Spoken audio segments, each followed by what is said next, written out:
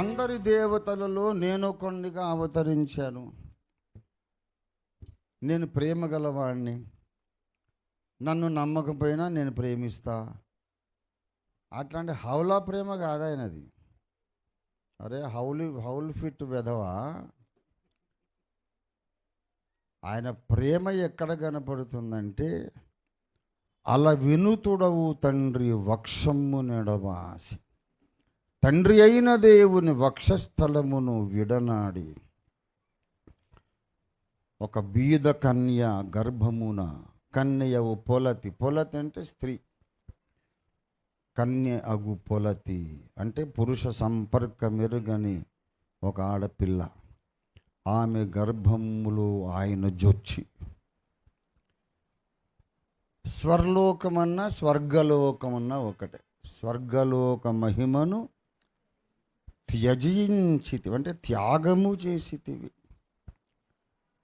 నీ ప్రేమను ఎన్నగా నా తరమటి, ఎన్నగా అంటే కొలవడానికి, తూకం వేయడానికి నా తరమా. నా మీద ఎంత ప్రేమ ఉంటే, అసలు ఆరంభము లేని కాలము నుండి తండ్రి వక్షస్థలములో ఉన్న దేవుని అద్వితీయ కుమారుడు, ఆది సంభూతుడు, నాన్న నేను నీ స్థలాన్ని వదిలేసి వెళ్తాను.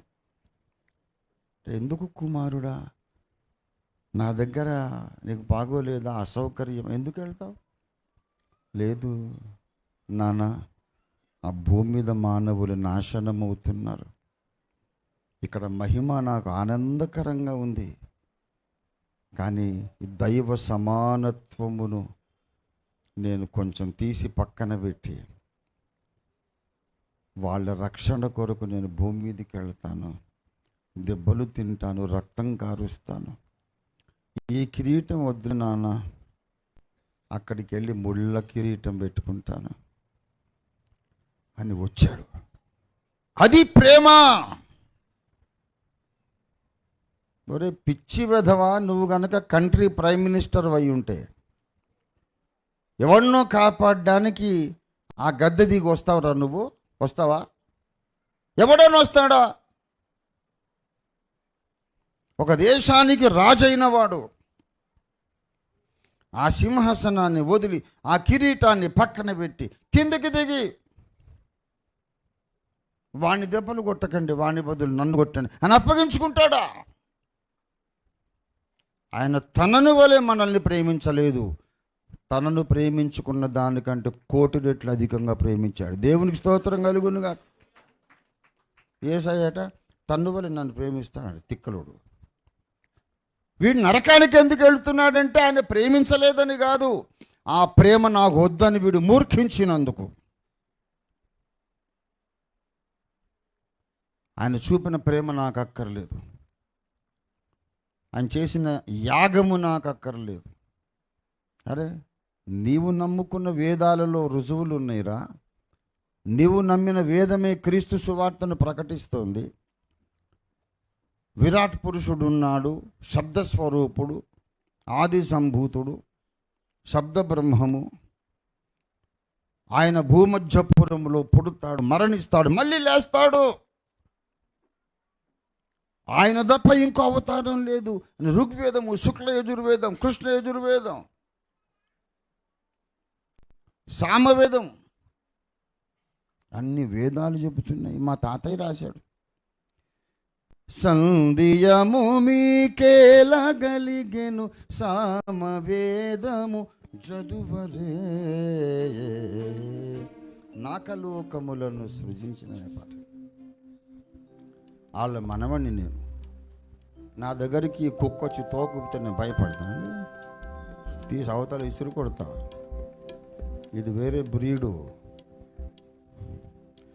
సంధియము మీకేలగలిగెను సామ వేదము చదువరే, సంధియము మీకేలగలిగెను సామ వేదము చదువరే, అందునుండు ప్రజాపతివ్వడు, అందునుండు ప్రజాపతివ్వడు, అరయ యేసుని గానరే, అందునుండు ప్రజాపతివడు అరయ యేసుని గానరే, నాకలోకములను సృజించిన నాథుడేసుని కొలువరే.